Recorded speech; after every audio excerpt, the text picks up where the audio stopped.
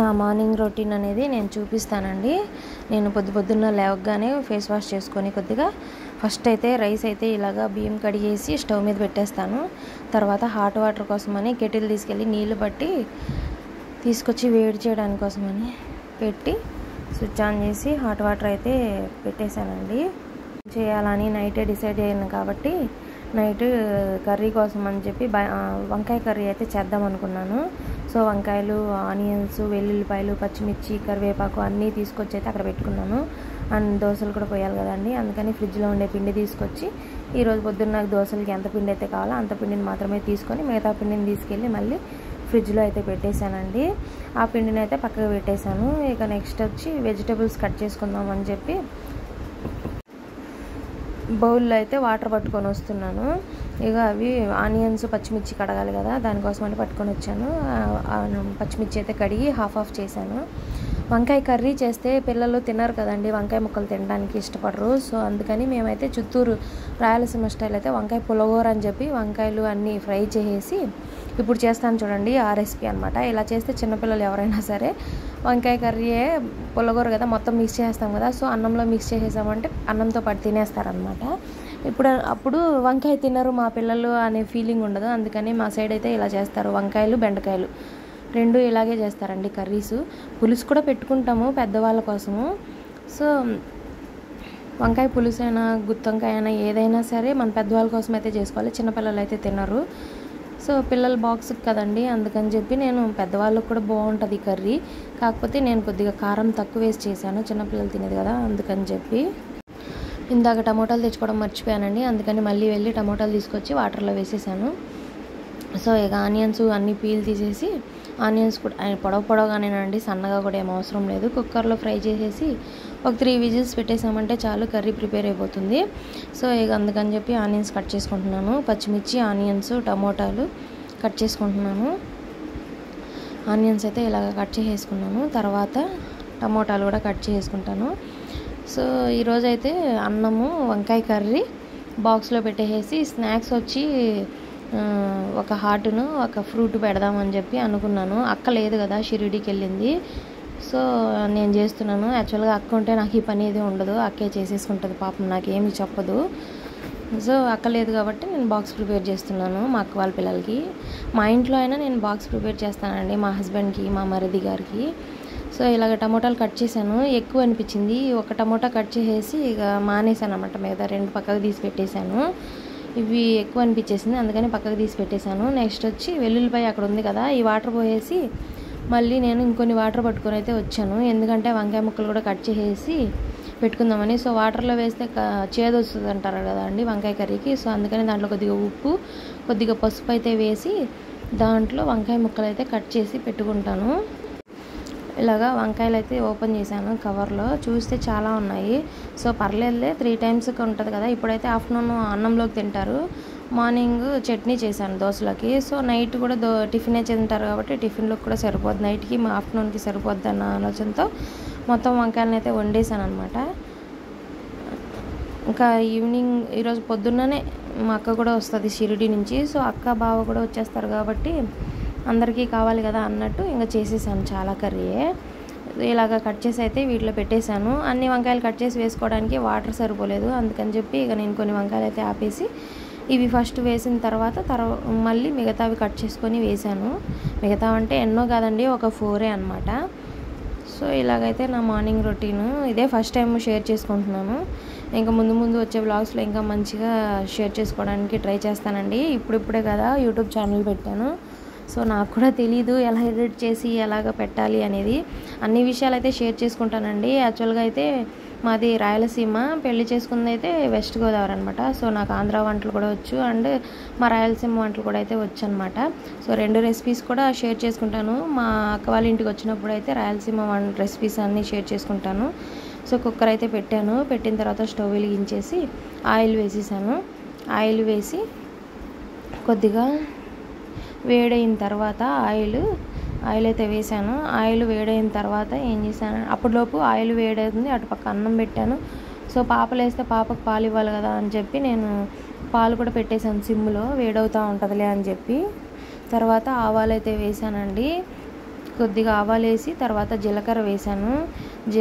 ఆవాలు చిటపటలాడిన తర్వాత జీలకర్ర వేస్తాను. ఇదిగోండి జీలకర్ర అయితే వేసాను. జీలకర్ర వేసిన తర్వాత పచ్చిమిర్చి, కరివేపాకు, ఆనియన్స్ వేసి అయితే బాగా ఫ్రై చేసుకుంటాను. గోల్డెన్ బ్రౌన్ కలర్లోకి వచ్చిన తర్వాత ఇదిగోండి ఆనియన్స్ వేసాను. సో ఇవైతే గోల్డెన్ బ్రౌన్ కలర్ వచ్చే వరకు గోల్డెన్ బ్రౌన్ కాదు, జస్ట్ మగ్గితే చాలండి ఆనియన్స్. పచ్చిమిర్చి కాలవసరం లేదు, ఎందుకంటే అవి పైకి ఎగురుతాయి కదా కుక్కర్లో, కాబట్టి అన్నీ ఈక్వల్గానే ఉడుకుతాయి. సో ప్రాబ్లం ఉండదు. తర్వాత అయితే యాక్చువల్గా అయితే ఆనియన్స్ వేగడానికి కోసం ఉప్పు వేస్తాము, కానీ వంకాయలు విజిల్స్ రావాలి కదా, ఉడుకుద్దో ఉడకదో అని నేనైతే ఉప్పు వేయను అనమాట.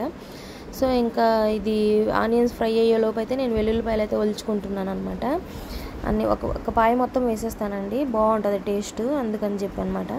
సో అదే మామూలుగా ఒక్కొక్క వెల్లుల్లిపాయ ఏమన్నా తగిలిందనుకోండి, యాక్చువల్గా తాలింపులో అయితే వేసుకోవచ్చు, కానీ జస్ట్ అలా దంచి వేసుకోవచ్చు. పిల్లలు తినరు కదండి, అందుకని చెప్పి ఇలాగా స్మాష్ చేస్తే వాళ్ళకి అన్ని ప్రోటీన్స్ అందుతాయి కదా, అందుకని చెప్పేసి మొత్తం ఒలిచేసి దాంట్లోనే వేసేస్తామన్నమాట వంకాయ పులిహోర. ఈ రెసిపీ ఎవరన్నా మీ పిల్లలు కూడా వంకాయ తినకపోతే వాళ్ళకి ఇలాగా వండి పెట్టండి, మన ఆంధ్ర వాళ్ళు. సో అంతలోపటికే అన్నం ఉడికిపోయిందండి, అందుకని చెప్పి దీన్ని సిమ్లో పెట్టేసి కర్రీని అన్నం తీసుకెళ్ళి వంచేస్తున్నాను అనమాట. షింక్లో అన్నం తీసుకెళ్ళి వంచేసి సిమ్లో అటుపక్క తీసుకొచ్చి పెట్టేసి కొద్దిసేపు దమ్ అయితే పెడతానండి రైస్. అంతలోపటికే పెట్టేశాను చూడండి. తర్వాత అయితే ఇక ఆనియన్స్ మగ్గిపోయినాయి కదా అండి, అందుకని చెప్పి టమోటాలు కూడా వేసేసాను.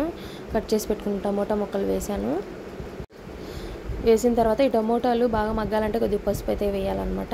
సో పసుపు కూడా వేసేసుకున్నాను. దాన్ని బాగా కలదిప్పేసి అటు ఇటు కలిపేసి కొద్దిసేపు అయితే ఉంచాను, ఎందుకంటే టమోటా ముక్కలు మగ్గాలి కదా. అవి హాఫ్ మగ్గితే చాలు టమోటా. ఇలా హాఫ్ మగ్గిన తర్వాత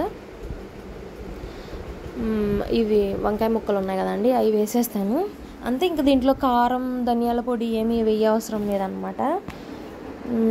చింతపండు అయితే యాడ్ చేస్తాను చూడండి. ఇదిగోండి టమోటాలు అయితే మగ్గిపోయినాయి. సో అందుకని చెప్పి ఇక వంకాయ ముక్కలు వాటర్లో వేసాను కదా, అవి తీసుకొచ్చి అయితే మిక్స్ చేసేసాను. మిక్స్ చేసేసిన తర్వాత ఇంకా కొన్ని 4 వంకాయలు మిగిలినాయి కదండి, ఇంకా అవి కూడా తీసుకొచ్చి కట్ చేసేస్తాను ఆ వాటర్లోనే. ఇదిగోండి చూడండి, అక్కడ మిగిలిన వంకాయలను అయితే కట్ చేసేసుకుంటున్నాను నేను. అంతలోపటికి నేను ఆ వంకాయలు తీసుకొచ్చేసరికి పాలు పొంగిపోయినాయి అనమాట. సో అన్నం కిందను పాలు కింద రెండింటి కింద స్టవ్ అయితే ఆఫ్ చేసేసాను. ఆఫ్ చేసేసి వంకాయ ముక్కలు ఫాస్ట్గా తరిగేసుకుంటున్నాను, ఎందుకంటే అంతలోపటికి మనం వేసినవి ఒకసారి ఒకలాగా మగ్గుతాయి, ఇవి ఇంకోలాగా మగ్గుతాయేమో, టేస్ట్ మారిపోద్దేమో అని ఫాస్ట్గా అయితే కట్ చేస్తున్నాను. సో అవి కూడా కట్ చేసేసి మిక్స్ చేసిన తర్వాత రెండు మిక్స్ చేసేస్తాను. కొద్దిగా మగ్గనేస్తానండి, ఎందుకంటే వెంటనే వాటర్ పోసేసి స్టవ్ మూత పెట్టేస్తే, అదే కుక్కర్ మూత పెట్టేస్తే సరిగ్గా ఉండదు కదా టేస్ట్. సో అందుకని ఇదైతే సింపుల్ రెసిపీ అండ్ క్విక్గా అయిపోతుంది బాక్స్కి అయితే. అండ్ పిల్లలకు కూడా ప్రోటీన్స్, వంకాయ వెజిటేబుల్ కదండి, అది కూడా తినాలి కదా, అందుకని చెప్పనమాట. సో ఇంకా మీరైతే ఎలాంటి మార్నింగ్ టైమ్స్లో బాక్సెస్కి ఎలాంటి వంటలు చేస్తారో నాకు కూడా కమెంట్ సెక్షన్లో కమెంట్ చేయండి. ఇంకా మీకు రాయలసీమ వంటలు అండ్ మన ఆంధ్రావి ఏదైనా సింపుల్ రెసిపీస్ కావాలంటే నా కమెంట్ సెక్షన్లో కమెంట్ చేయండి, నేను ఖచ్చితంగా అయితే మీకు షేర్ చేస్తాను. ఓకేనా ఫ్రెండ్స్? సో నా వంటలు నచ్చినట్లయితే ఒక లైక్ చేయండి, షేర్ చేయండి ప్లీజ్ అండి. ఎవరైతే చూస్తున్నారో అది మొత్తం చూసి ఎవరైనా సబ్స్క్రైబ్ చేసుకొని వాళ్ళు ఉంటే సబ్స్క్రైబ్ చేయండి ఫ్రెండ్స్. సో ఇక వెల్లుల్లిపాయలు కూడా ఒలిచేసి వేసేసాను. ఆలోపు చూడండి హాఫ్ మగ్గిపోయినాయి వంకాయలు. సో ఇక కొద్దిగా చింతపండు అయితే తీసుకొచ్చి యాడ్ చేసేస్తాను. అవి మగ్గుతుంటే ఇంకా అడుగంటుద్దేమో అని చెప్పి మళ్ళీ ఒకసారి కలిపిన తర్వాత ఇక అయితే వెళ్ళి చింతపండు కొద్దిగా తీసుకొచ్చాను. ఇందాక మర్చిపోయాను కదా, ఫ్రిడ్జ్లో ఉంటే మా అక్క ఫ్రిడ్జ్లో స్టోర్ చేసేది చింతపండు బ్లాక్గా అవ్వకూడదు అనేసి. సో ఇంకా ఫ్రిడ్జ్లో ఉండి చింతపండు తీసుకొచ్చేసి యాడ్ చేసేసి కొద్దిగా అయితే వాటర్ మిక్స్ చేసేసాను. ఎక్కువ అవసరం లేదండి, ఇది కొంచెం వంకాయ ముక్కలు మునిగే అంత కూడా వేయ అవసరం లేదు, జస్ట్ ఒక హాఫ్ గ్లాసు వేసామా వేయనట్టు అనమాట, ఒక హాఫ్ గ్లాస్ చాలు అనమాట. వంకాయ ముక్కలు ఒక హాఫ్ వేసుకుంటే చాలు. ఇంకా మూత పెట్టేసి విజిల్ అయితే పెట్టేశాను. సో ఇక దీన్ని తీసి అటుపక్క స్టవ్ మీద షిఫ్ట్ చేసేసాను అనమాట. షిఫ్ట్ చేసేసి ఇక దోశల కోసమని పచ్చడి చేయాలి కదండి, పల్లీల చట్నీ చేద్దాం అనుకున్నాను. సో అందుకని కడాయి పెట్టేశాను. కడాయి పెట్టేసి వేరుశనగ గుళ్ళు అయితే వేసేసాను. తర్వాత పచ్చిమిర్చి కూడా వేసేస్తాను. ఆగండి, నేనైతే ఎక్కువ ఏమైనా వేరుశనగ గుళ్ళును ప్లస్ పచ్చిమిర్చి వేస్తాను. అవి రెండు ఫ్రై అయిన తర్వాత నేను ఆయిల్ కూడా ఏమి యాడ్ చేయనండి, ఉత్తివే అనమాట. ఇదిగోండి ఇలాగ పచ్చిమిర్చి వేసేసి ఇవి బాగా ఫ్రై చేసేసుకుంటాను. ఫ్రై చేసుకొని డైరెక్ట్గా ఏం చేస్తానంటే జార్లో తీసేసుకుంటాను. ఏమి వేయనండి, చింతపండు కానీ వెల్లుల్లి ఏమి వేయను. ఎప్పుడన్నా వీలైతే వెల్లుల్లిపాయలు వేస్తాను, అవి ఎక్కువ వేయను, ఒక 2-3 పాయలు అంటారు కదా, అవి మాత్రమే వేస్తాను అనమాట. సో ఇక అదే వేరుశనగ గుళ్ళు అయితే ఫ్రై అయిపోయినాయి. సో దీన్ని అయితే ఆఫ్ చేసేసి కొద్దిసేపు ఉంచాను. ఇంకా అది మనకి ఇవి చల్లారాలి కదండి వేరుశనగ గుళ్ళు, వెంటనే మిక్సీ జార్లో వేయకూడదు కదా, పాడైపోతాయి జార్లు త్వరగా అనేది, ఆ బ్లేడ్లు. సో అందుకని చెప్పి పిండి అయితే కలిపి పెట్టేసుకుంటాను. అంతలోకి 7 అయిపోయింది. ఇక అక్కోళ్ళ పిల్లవాడిని కూడా నిద్ర లేపాలి. ఇంక అంతలోకి మధ్యలోకే మా అక్క కూడా వచ్చింది షిరిడి నుంచి. ఆ క్లిప్ అనేది ఇంకొక రోజు షేర్ చేసుకుంటానులేండి. మా అక్క షిరిడి నుంచి వచ్చింది. సో నా మార్నింగ్ రొటీన్ అయితే ఇలాగ జరిగింది. థ్యాంక్ యూ అండి.